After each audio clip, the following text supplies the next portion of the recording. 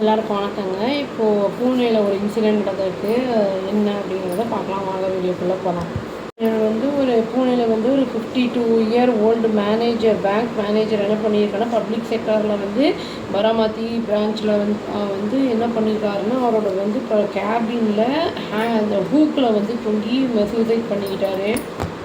City police என்ன பண்ணியிருக்காங்கன்னா, recover பண்ணியிருக்காங்க. ஒரு நோட்டு டெத் நோட் ஒன்று எடுத்திருக்காங்க. அவருடைய ஒரு பேக்கெட்லேருந்து எடுத்திருக்காங்க. அதில் என்ன சொல்லியிருக்குன்னா, ஹை ஒர்க் ப்ரெஷர் தான் அவருக்கு இந்த எக்ஸ்ட்ரீம் ஸ்டெப் எடுக்க காரணமாக இருக்குது அப்படிங்கிறத சொல்லியிருக்காரு, எழுதியிருக்காரு. அதில் அது கேஸை அவங்க ரெஜிஸ்டர் பண்ணியிருக்காங்க. அதாவது என்னென்னா, ஆக்சிடெண்ட் டெத் அப்படின்னு சொல்லி அவங்க எழுதி போட்டிருக்காங்க. ஆக்சிடென்டல் டெத் அப்படின்னு சொல்லியிருக்காங்க. இந்த இறந்தவர் எப்படின்னா, பிரான்ச் மேனேஜர் என்னென்னா, பிரயாக்ராஜ் உத்தரப்பிரதேஷ்லேருந்து வந்தவர். அவருக்கு ஒரு ஒய்ஃபு, ஒரு குழந்தை, 2 பேர் இருக்காங்க. இவர் அவர் இறந்து போகிறத கொஞ்ச நாளைக்கு முன்னாடி தான் அது வாலண்டரி ரிட்டையர்மெண்ட்டுக்காக இவர் இன்ஃபார்ம் பண்ணியிருந்தாராம். அதை அப்ளை பண்ணியிருந்தாராம். அதாவது கொரீஸ் இதை பேங்க் அத்தாரிட்டிஸ் கிட்ட கேட்டதுக்கு, அவங்க இதை பற்றி கேட்டதுக்கு ரிப்ளை ஒன்றும் இது வரைக்கும் வரல அப்படிங்கிற மாதிரி தான் சொல்லியிருக்காங்க.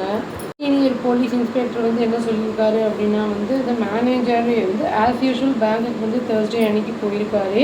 அப்புறம் அவர் என்ன பண்ணிட்டு இருந்திருக்காருன்னா, ஆஃபீஸ்லேயே இருந்திருக்காரு. மற்ற ஸ்டாஃப் மெம்பர்ஸ் எல்லாம் கிளம்புற வரைக்கும் அவர் அப்படியே இருந்திருக்காரு.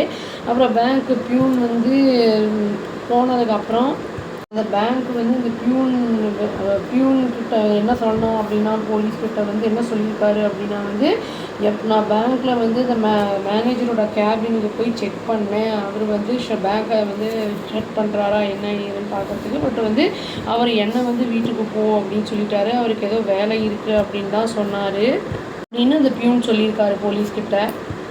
அந்த ஆஃபீஸர் என்ன சொல்லியிருக்காரு அப்படின்னா, மேனேஜர் ரொம்ப லேட்டாகியும் வீட்டுக்கு வரலை அப்படின்ன உடனே என்ன பண்ணியிருக்காங்கன்னா, ஃபோன் பண்ணியிருக்காங்க. ரெஸ்பாண்ட் பண்ணல அப்படின்ன உடனே ஒய்ஃபு ஃபோன் பண்ணியிருக்காங்க. அதுக்கப்புறம் என்ன பண்ணியிருக்காங்கன்னா, அந்த இறந்தவரோட ஒய்ஃபு அந்த பேங்க் ஸ்டாஃப் இருக்காங்கல்ல, அவங்க மெம்பர்ஸ்க்கும் பேசியிருக்காங்க. பியூன்கிட்டையுமே பேசியிருக்காங்க. உடனே பியூன் என்ன பண்ணியிருக்காருன்னா, பேங்க்கை போய் பார்த்துருக்காரு. அங்கே பார்த்தா டோர்ஸ் ஓப்பனில் இருந்திருக்கு. பியூன் உள்ளே போய் பார்த்துருக்காரு மேனேஜரோட கேபினில். என்ன இருக்குன்னா, அவர் அந்த சீலிங்கோட அந்த ஊக்கில் தொங்கிட்டு இருக்கிறத பார்த்த உடனேயே இமீடியட்டாக என்ன பண்ணியிருக்காருன்னா, பேங்க் ஸ்டாஃப்ஸ்க்கெல்லாம் ஃபோன் பண்ணியிருக்காரு. அப்புறம் விக்டிம்ஸோட ஃபேமிலி மெம்பர்ஸ்க்கும் ஃபோன் பண்ணி அலர்ட் பண்ணியிருக்காரு. என்ன சொல்லியிருக்காங்க, அவங்க உடனே இமீடியட்டாக என்ன பண்ணியிருக்காங்கன்னா, இந்த மெசேஜ் வந்த உடனே இன்ஃபர்மேஷன் போலீஸ் உடனே அந்த ஸ்பாட்டுக்கு போயிருக்காங்க. பாடி போஸ்ட்மார்ட்டமுக்கும் அனுப்பிட்டாங்க. அந்த மேனேஜர் என்னென்ன அந்த சூசைட் நோட்டில் சொல்லியிருக்காருன்னா கண்டுபிடிச்சிருக்காங்க அப்படின்னா, எழுதப்பட்டிருந்ததுன்னா, அந்த பேங்க்கில் யாரையும் ப்ரெஷரைஸ் பண்ணாதீங்க எம்ப்ளாயீஸை. அப்புறம் எல்லாருக்குமே அவங்களுடைய ரெஸ்பான்சிபிலிட்டிஸ் என்னென்னு தெரியும். அவங்களுடைய 100% எஃபர்ட்டை அவங்க கொடுப்பாங்க அப்படிங்கிறத சொல்லியிருக்காங்க.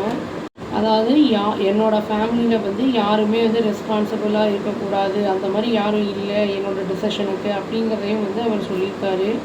அவர் என்ன பண்ணியிருக்காருன்னா, அப்பாலஜைஸ் பண்ணியிருக்காரு. அதை நம்ம செத்துப்போ போகிறோம் அப்படிங்கிறதுனால அவங்களுக்கு தெரியாமல் ஒய்ஃபுக்கும் குழந்தைகிட்டையும் அவர் மன்னிப்பு கேட்டு அதை நோட்டில் எழுதியிருக்காரு. அதுவும் இல்லாமல் என்ன சொல்லியிருக்காருன்னா, என்னோடய ஐஸை நீங்கள் டொனேட் பண்ணணும் கண்டிப்பாக அப்படிங்கிறதையும் அவர் சொல்லியிருக்காரு. அவர் போலீஸ் என்ன சொல்லியிருக்காங்கன்னா, நாங்கள் ரெஜிஸ்டர் பண்ணியிருக்கோம், ஆக்சிடென்டல் டெத் அப்படின்னு ரெஜிஸ்டர் பண்ணியிருக்கோம். இவர் யாரோட பேரையும் இதில் சூசைட் நோட்டில் மென்ஷன் பண்ணலை. அந்த இன்வெஸ்டிகேஷன் ஆனில் தான் இருக்குது அப்படிங்கிறத சொல்லியிருக்காங்க.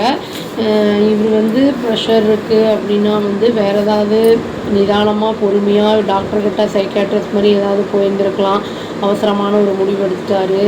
அது ரொம்ப வருத்தத்திற்குரிய விஷயமா இருக்குது. அவசரப்பட்டு எந்த ஒரு முடிவும் அந்த மாதிரி எடுக்கிறது தப்பு அப்படிங்கிறது நம்ம சொல்லிவிட்டு இந்த வீடியோவை முடிச்சுக்கிறாங்க. அது இறந்த அந்த ஆன்மா சாந்தி அடையட்டும்னு சொல்லி முடிச்சுக்கிறேன். அவ்வளோதான். Thank you. Please do like, share and subscribe our channel and click the all option and tap the bell icon. Thank you.